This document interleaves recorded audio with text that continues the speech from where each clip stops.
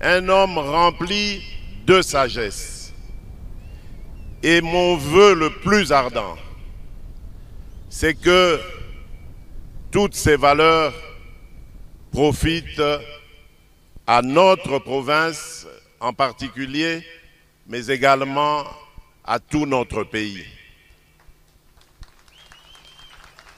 Parce que j'ai fait de mon mandat à la tête de mon pays un mandat pour lutter contre les antivaleurs.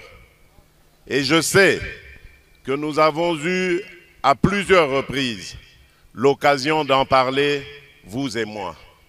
Voilà pourquoi je le dis pour ceux qui ne le savent pas.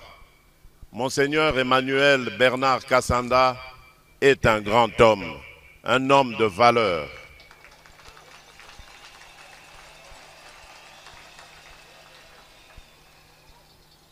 Je compte sur vous, comme je le disais, parce que je rêve d'un Congo meilleur.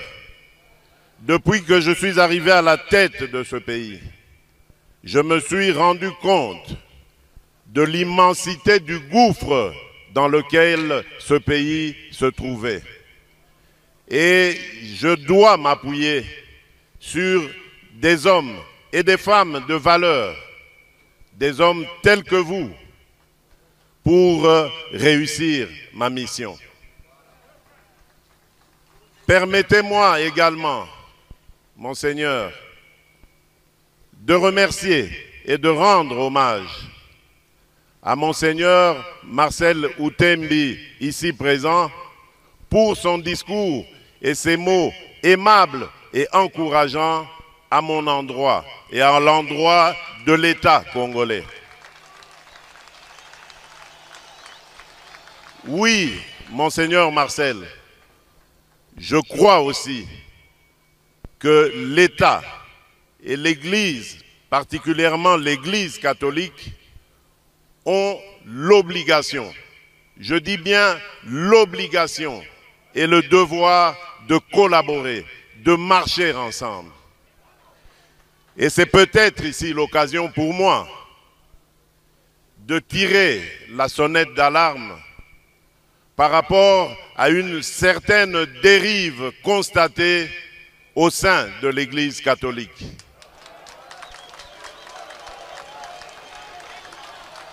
Une dérive que je qualifierais de dangereuse, surtout en cette année électorale. L'Église doit être au milieu des villages. Ici, je serais tenté de dire, l'Église doit être au milieu des Congolais. Elle doit prêcher l'amour, l'unité et l'égalité. L'Église doit accompagner toutes les filles et tous les fils de la République qui sont en politique de la même manière, sans distinction aucune. Car il y va de la stabilité de notre cher pays. Et je sais que vous, Monseigneur Outembi, que vous, Monseigneur Kassanda, vous comprenez cela de la plus belle manière. Mais il se fait que parmi vous, il y a malheureusement quelques personnes qui ont pris une tendance dangereuse qui risquerait de diviser notre nation. En tant que garant de l'unité de cette nation, je me sens obligé de dire que je n'accepterai jamais une telle dérive. Je continuerai, parce que j'y crois, à entretenir les meilleures relations avec l'Église en général et l'Église catholique en particulier.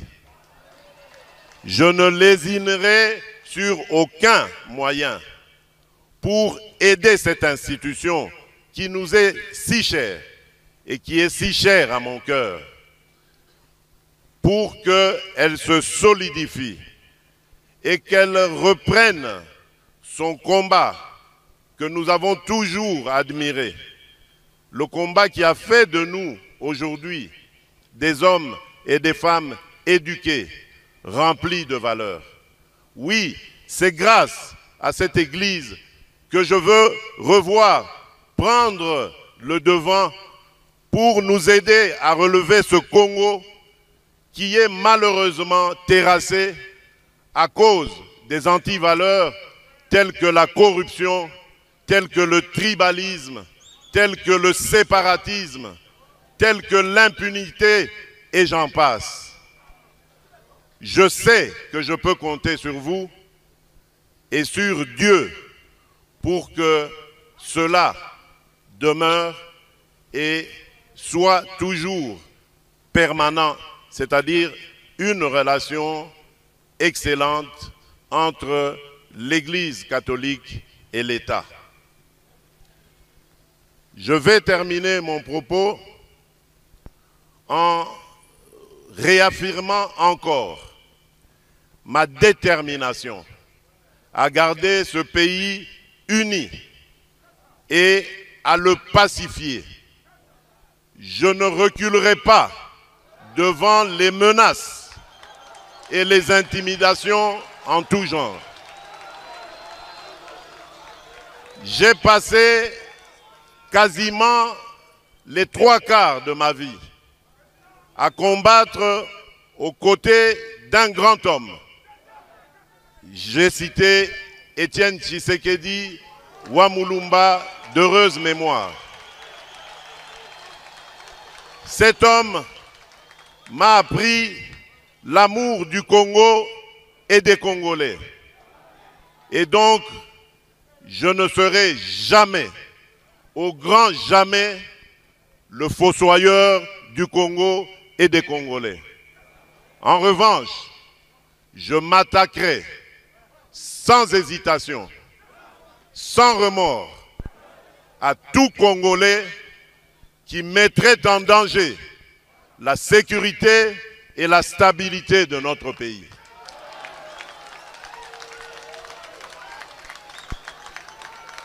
Peu importe ce qu'on en dira, violation des droits de l'homme, privation de liberté, je n'en démordrai pas. Parce que démocrate je suis, démocrate je resterai.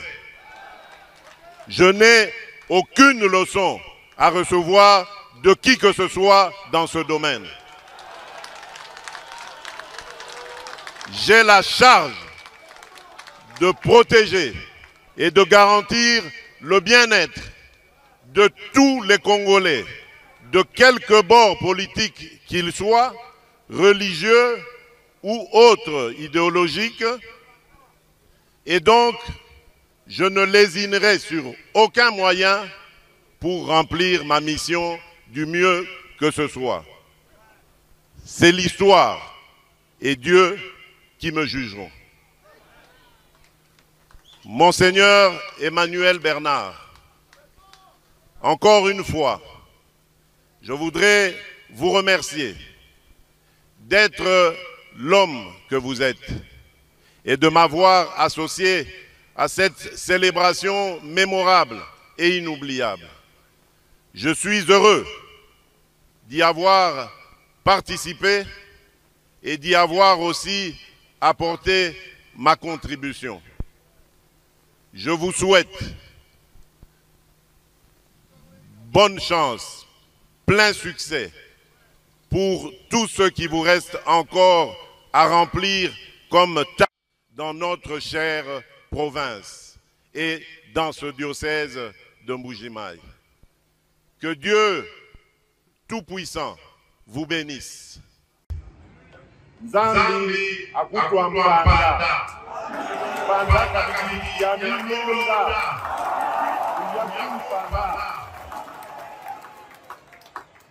Que Dieu bénisse la République démocratique du Congo. Je vous remercie.